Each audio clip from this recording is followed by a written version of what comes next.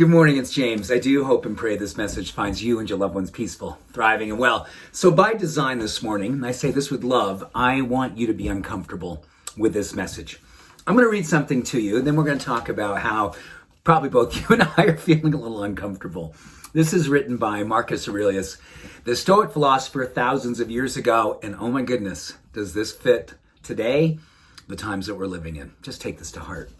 Your mind will take the shape of what you frequently hold in thought. For the human spirit is colored by each and every impression that it allows to be held in thought. Wow. How much are the impressions that we are holding these days benefiting the growth of who we'd love to be more and more in our lives?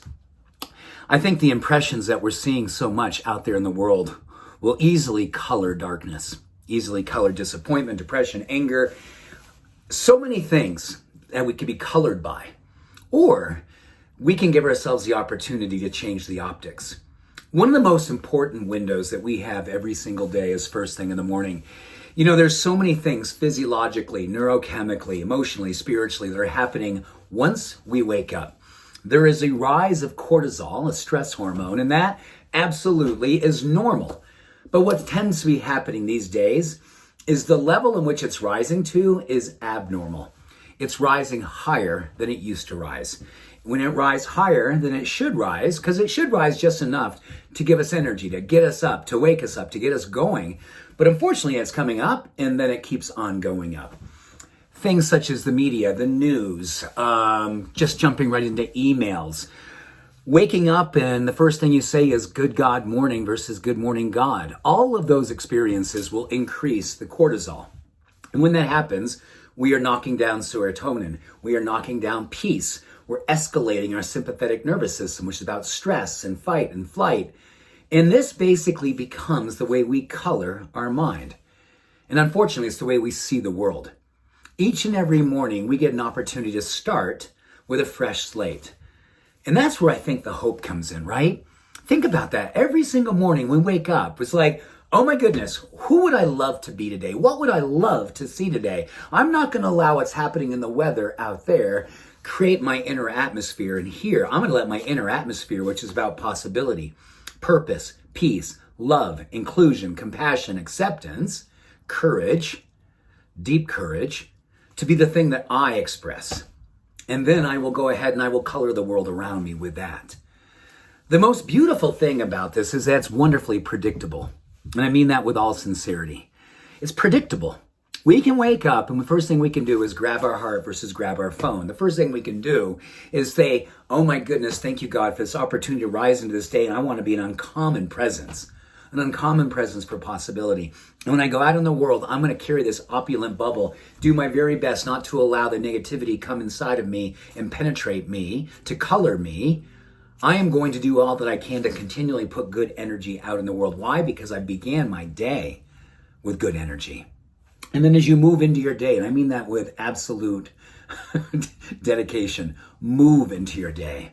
Because when we move our bodies, whether it be yoga, whether it be a walk, whether it be a run, whether it be lifting weights, or all of the above, any kind of movement, as little as 8, 10, 12 minutes in the morning, predictably helps the cortisol to have a job to do versus having us marinate in that cortisol and escalating stress and opportunities for sadness and anger and forlorn and all of those things that can happen when we don't give cortisol a job to do. Our job description today, probably more than any other time in my life, and maybe you feel the same way, don't you just feel that you're being called to be uncommon? Because it's common right now just to be angry and disappointed and saddened and judgmental and oh my goodness, it's so common to be that way. And I'm not saying that I'm judgmental, even though I just said judgmental, but I'm saying it because it's all around us. We take on the color of what it is that we allow ourselves to hold in thought. And if we think what we're seeing out there is the reality, or we're going to say, you know what? I'm creating my own reality. I'm going to live from the inside out versus the outside in. And my reality sees possibility for change, a purpose for transformation, an opportunity to be the change I wish to see and be in the world. And I am going to be the catalyst and the initiator of that experience. It's predictable peace that you and I are searching for. When all is said and done, what we're going to probably find sometime in our life, as our life draws to a close, how much did I show up for my truth? How much did I know I had something inside of me that I allowed to come out and live and channel through me? How much? Because that's where we're going to find our peace. And the beauty is that we can predictably choose that expression today.